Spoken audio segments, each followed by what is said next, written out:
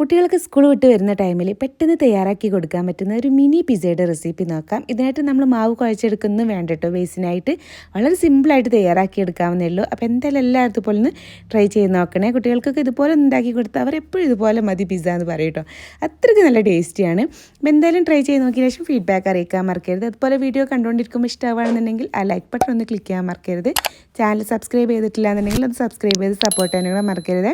ഫേസ്ബുക്കിലാണ് കാണുന്നതെന്നുണ്ടെങ്കിൽ Facebook page ഒന്ന് follow ചെയ്യാനും കൂടെ മറക്കരുത് കേട്ടോ. അപ്പോൾ എങ്ങനെയാണ് തയ്യാറാക്കി എടുക്കുന്നത് എന്നുള്ളത് നോക്കാം.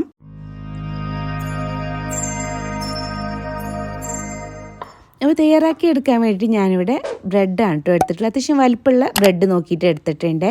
ഇനി നമുക്ക് ഈ ഒരു ബ്രെഡ് ഫുള്ളായിട്ട് വെച്ചിട്ടും ചെയ്തെടുക്കാം കേട്ടോ. ഞാനിപ്പോൾ ഒരു ഭംഗിക്ക് വേണ്ടിയിട്ട് ഇതൊന്ന് കട്ട് ചെയ്തെടുക്കുന്നുണ്ട്, റൗണ്ടായിട്ട് കിട്ടാൻ വേണ്ടിയിട്ട്. അങ്ങനെ ആകുമ്പോൾ കുട്ടികൾക്കൊന്നും കൂടെ കാണുമ്പോൾ ഒരു ഭംഗിയും ഒക്കെ ഉണ്ടാവും. അതിന് വേണ്ടിയിട്ട് ചെയ്തെടുത്തേ ഉള്ളൂ.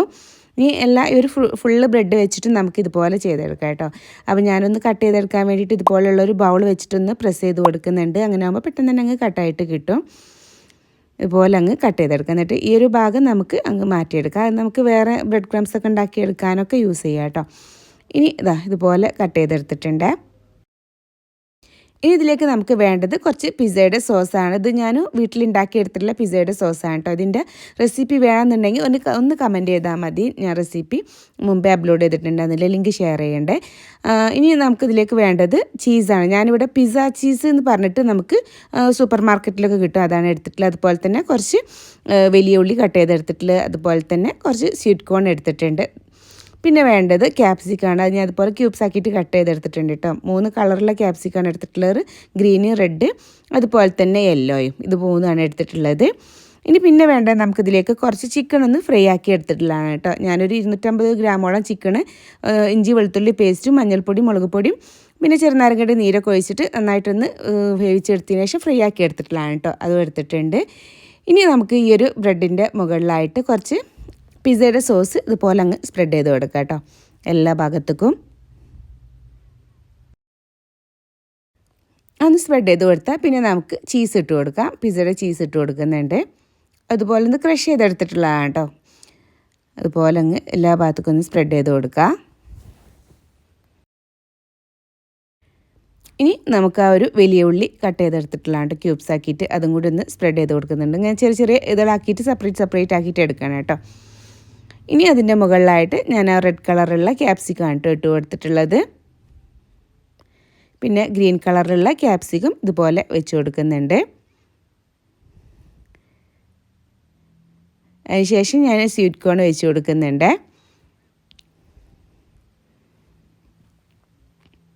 ഇനി അതിൻ്റെ മുകളിലായിട്ട് നമുക്ക് ആ ഒരു യെല്ലോ കളറിലുള്ള ക്യാപ്സിക്കം കൂടി അങ്ങ് വെച്ച് കൊടുക്കാം കേട്ടോ. ഇനി ഫ്രൈ ആക്കി എടുത്തിട്ടുള്ള ചിക്കൻ പീസ് നമുക്ക് അതിൻ്റെ മുകളിൽ ഇതുപോലെ അങ്ങ് സ്പ്രെഡ് ചെയ്ത് കൊടുക്കാം. എല്ലാ ഭാഗത്തും ആക്കിയിട്ട് ഇങ്ങനെ വെച്ച് കൊടുക്കണേ. ഇനി അതിൻ്റെ മുകളിലായിട്ട് ചീസ് വീണ്ടും ഒന്നങ്ങ് സ്പ്രെഡ് ചെയ്ത് കൊടുക്കാം. എല്ലാ ഭാഗത്തും ചീസ് ഇതുപോലെ വെച്ച് കൊടുക്കണം കേട്ടോ.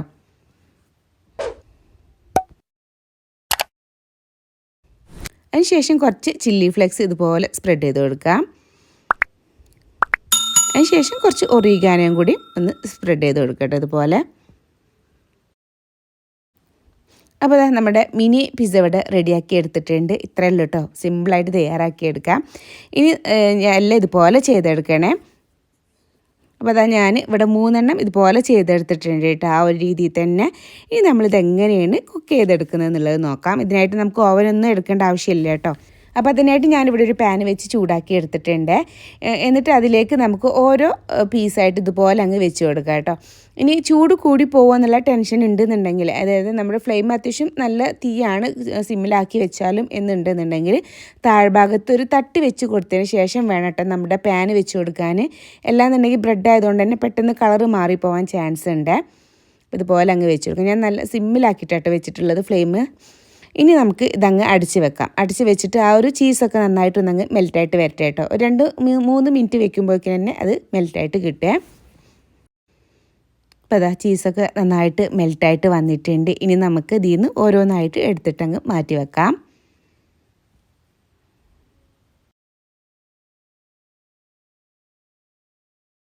അപ്പോൾ നമ്മുടെ ടേസ്റ്റി ആയിട്ടുള്ള മിനി പിസ്സ ഇവിടെ റെഡി ആയിട്ട് വന്നിട്ടുണ്ട്. കുട്ടികൾക്കൊക്കെ ഈ രീതിയിൽ ഉണ്ടാക്കി കൊടുക്കുകയാണെങ്കിൽ അവർക്ക് ഒത്തിരി ഇഷ്ടമാവേ. അപ്പോൾ എന്തായാലും എല്ലാവരും ഇതുപോലെ ഒന്ന് ട്രൈ ചെയ്ത് നോക്കിയതിന് ശേഷം ഫീഡ്ബാക്ക് അറിയിക്കാൻ മറക്കരുത്. അപ്പോൾ ഇൻഷാല്ലാ ഇനി മറ്റൊരു വീഡിയോ ആയിട്ട് വരുന്നവരേക്കും ബായ്, താങ്ക് യു, അസ്സലാമു അലൈക്കും.